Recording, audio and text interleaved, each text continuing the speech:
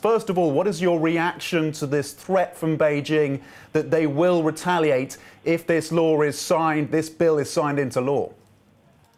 Well, first of all, what we're trying to do is have Xi Jinping and the government of China and in Hong Kong respect the solemn promises they made in 1984 in the Sino-British Joint Declaration and the Basic Law. It has made Hong Kong an oasis for trade, for human rights and democracy, free speech, and all of that is under siege by Xi Jinping, especially as he's doing throughout the mainland China as well. So retaliation, that's all they ever talk. And they try to browbeat and cower people, countries, presidents, prime ministers, and the like, all over in order to get them to back off.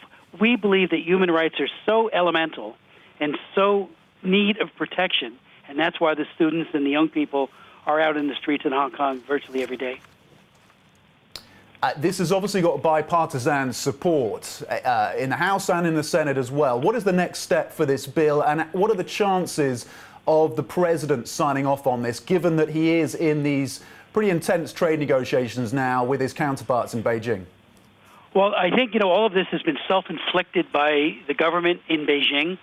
This is we look at what Xi Jinping is doing to the Uyghurs, what he has done to the Falun Gong, the Christians, what he has done to virtually every human rights area, almost with impunity for several years, and his predecessors as well, but he more than any. I do believe that this will pass in the U.S. Senate. It passed unanimously in the U.S. House. It was totally bipartisan. I've reintroduced this bill, or introduced it 4 times, beginning in the year 2014, and every time people would say, this isn't the time, this isn't the time. And my belief is that we needed to, in a very predictable way, say to Beijing, we're not kidding. This is our foreign policy when it comes to the special treatment that Hong Kong receives, and it is very, very special on a variety of areas. And we also want to know whether or not goods and services are being transshipped to North Korea, to Iran. And again, a lot of these software and technological services that are being used in violation of U.S. law for mass surveillance, which is now expanding under Xi Jinping like we've never seen before. And, of course, this so-called social credit system that tracks virtually every single Chinese person, and it's looking for implementation by the year 2020. That's Brave New World. That's right out of it's Orwellian to have such a totalitarian system. We don't want any part of it. We think the people of China want no part of it. We certainly don't want our technology being used for that. So this is a very serious bill. It's backed by women and men in Congress of both parties, like I said, and I do think it will pass in the U.S. Senate next. Congressman, this is David in Hong Kong. Thank you again for joining us on the program. Can you take us through it? If this does pass into law, there will be an annual review of Hong Kong's special trading status. Can you take us through just the basic criteria of what will go into that annual review?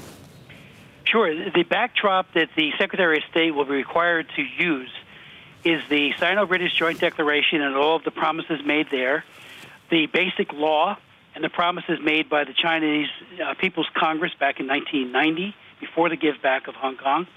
And it's about autonomy, rights, and if you read through it, it is a brilliant document filled with very important promises.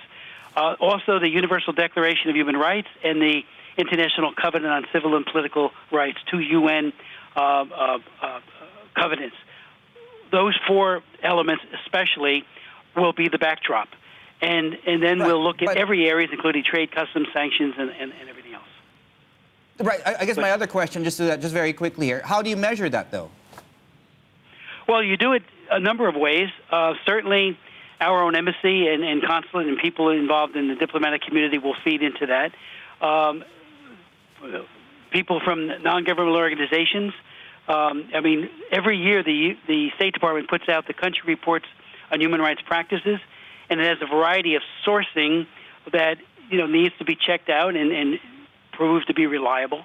So there will be a number of avenues flowing to the Secretary of State before he makes his decision. We do have a waiver in the bill, which I think is important, a national security waiver, but also whether or not by doing sanctions or taking action. We don't want to do anything to enhance the effort to destroy Hong Kong's autonomy. So it gives the president a lot of flexibility, but it lays down very, very serious markers that need to be followed. And I wish we had been doing this for years, especially on the mainland. I was one of those back after Tiananmen Square who felt if we had conditionality of human rights and rule of law and intellectual property rights, we would be looking at a far more robust, democratic People's Republic of China than we are today. And the people, above all, would be better served by their government rather than subjected to torture and so many other abuses by their government.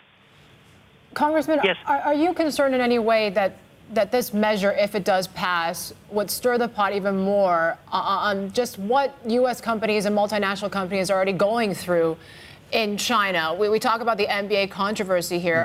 How can global companies actually navigate China now? Well, I think they got to realize and go in there with their eyes open. I was gravely disappointed by the NBA. They should have stood up and said, look, we're for freedom of speech, fundamental human rights. You got to stand up against a dictatorship. And anybody who thinks that what Xi Jinping is running today, the Gulag state, is anything but a dictatorship, they have, just go and visit some of the gulags, as I have done in the past. I've chaired 69 congressional hearings on human rights abuses in China, was barred from even getting in for 7 years after the Olympics for raising these issues. I have to tell you, that's not the operations of a country that feels secure.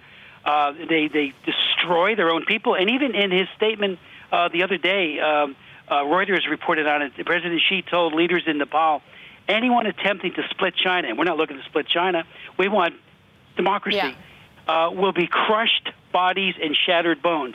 Well, they excel at crushing bodies and torture and shattering bones, in the words of Xi Jinping.